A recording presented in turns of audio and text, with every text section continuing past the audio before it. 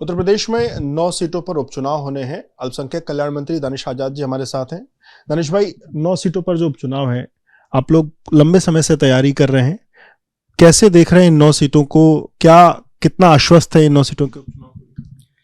देखिए, भारतीय जनता पार्टी उत्तर प्रदेश की हमारी योगी सरकार ने हमेशा प्रधानमंत्री मोदी जी की लीडरशिप में उत्तर प्रदेश के ओवरऑल डेवलपमेंट के लिए काम किया। और अगर हम बात उत्तर प्रदेश के डेवलपमेंट की करते हैं तो निश्चित तौर पे हर जनपद और हर विधानसभा का डेवलपमेंट होना चाहिए, हमारी सोच है।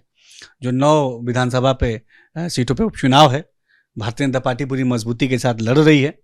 और निश्चित तौर पे जो नीचे ग्राउंड पे अगर आप जाके देखेंगे तो जनता का जो साथ है, जनता का विश्वास है, जनता का मत ये भारतीय जनता पार्टी के प्रति पूरी तरीके से जनता आश्वस्त है उसको जिताने के लिए, उनके प्रत्याशियों को जिताने के लिए।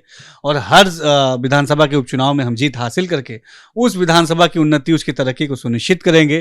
क्योंकि जब विधानसभा तरक्की करेगा तभी जनपद तरक्की करेगा, और जब जनपद तरक्की करेगा तभी हमारा उत्तर प्रदेश तरक्की करेगा। और निश्चित तौर पर हम मजबूती के साथ लड़ेंगे उपचुनाव में और ऐतिहासिक जीत हासिल करेंगे। दानिश भाई, इसमें पिछले बार की बात करें तो 5 सीटें आपके पास थी, 5 सीटें इंडिया गठबंधन के पास थी। अभी का जो उपचुनाव है, मतलब अभी की जो सीटें हैं उसमें 9 जगहों पर ही चुनाव हो रहा है, पर उसमें कई जगहों पर जिसकी बात इंडिया गठबंधन करता है, पीडीए की जो बात करता है, उसमें कई जगहों पर पीडीए का वोट बैंक ठीक ठाक है। आप अपने समाज को कैसे बीजेपी के साथ जोड़ रहे हैं, कहाँ कहाँ जा रहे हैं और क्या उनका क्या रिस्पॉन्स है?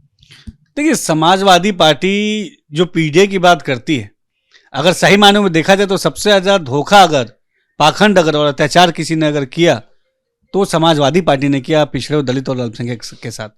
हमारी भारतीय जनता पार्टी मोदी योगी सरकार ने हमेशा, चाहे पिछड़ा समाज हो, दलित समाज हो, चाहे हमारा अल्पसंख्यक समाज हो, इसके उत्थान और तरक्की की नीयत के साथ काम किया। खासतौर पर अगर अल्पसंख्यक समाज की बात की जाए तो आज आप देखिए कि अल्पसंख्यक समाज के विकास के लिए जो ठोस कदम हमारी केंद्र और प्रदेश सरकार ने उठाया है, ऐसा पहले कभी नहीं हुआ।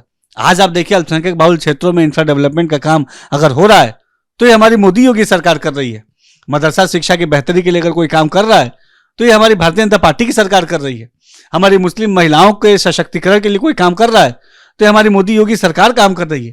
तो वोट में कन्वर्ट होगा ये जो काम हो रहा है, वोट में कन्वर्ट, क्योंकि वो लोग तो आश्वस्त हैं कि ये जो इस समाज का वोट है वो उन्हीं को जा रहा है। देखिए, सबसे पहली बात कि हम जो राजनीति करते हैं, हम जो समाज सेवा के लिए काम करते हैं, वो अपनी जिम्मेदारी मान के करते हैं। चाहे पिछड़ा हो, दलित हो, चाहे अल्पसंख्यक हो, इसको उत्थान की तरफ आगे बढ़ाना ये हमारी जिम्मेदारी है। इसको वोट बैंक के चश्मे से नहीं देखना चाहिए, सबसे पहली बात। और निश्चित तौर पे हमारे काम पे, हमारी नीयत पे जनता को भरोसा है। खासतौर पे जो हमारा पिछड़ा, दलित और अल्पसंख्यक समाज है, अल्पसंख्यक समाज के विकास के लिए जो हमने काम किया है, इससे उसके अंदर एक विश्वास है हमारी सरकार के प्रति। और इस उपचुनाव में ये विश्वास दिखेगा कि अल्पसंख्यक समाज दिल खोल के भारतीय जनता पार्टी के साथ खड़ा होगा। सीसा, मऊ, कुंदर की ये कुछ ऐसी सीटें हैं जो मुस्लिम बाहुल्य सीटें हैं, यहाँ पर किस तरीके से आप देख रहे हैं कि जनता का आशीर्वाद है? देखिए, चौंकाने वाले नतीजे आपको सीसा, मऊ में भी दिखेंगे और कुंदरकी में भी दिखेंगे।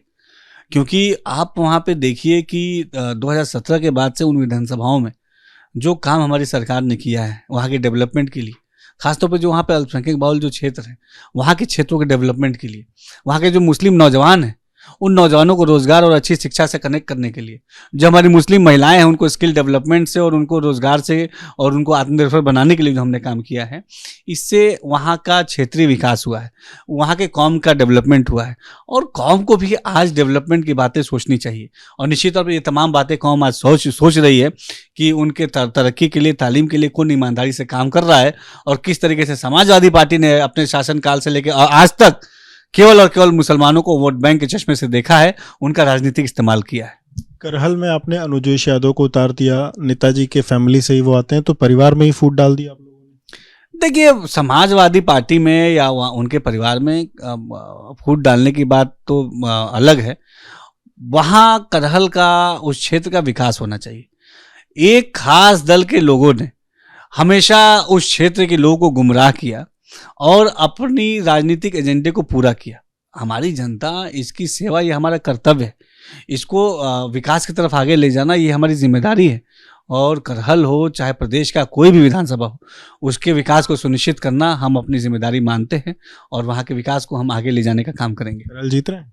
करहल नहीं, हर 9 की 9 सीटें, 9 सीटों पर भारतीय जनता पार्टी मजबूती से लड़ रही है।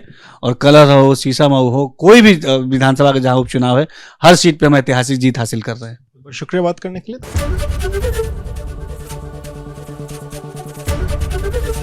एबीपी गंगा, खबर आपकी, जुबान आपकी।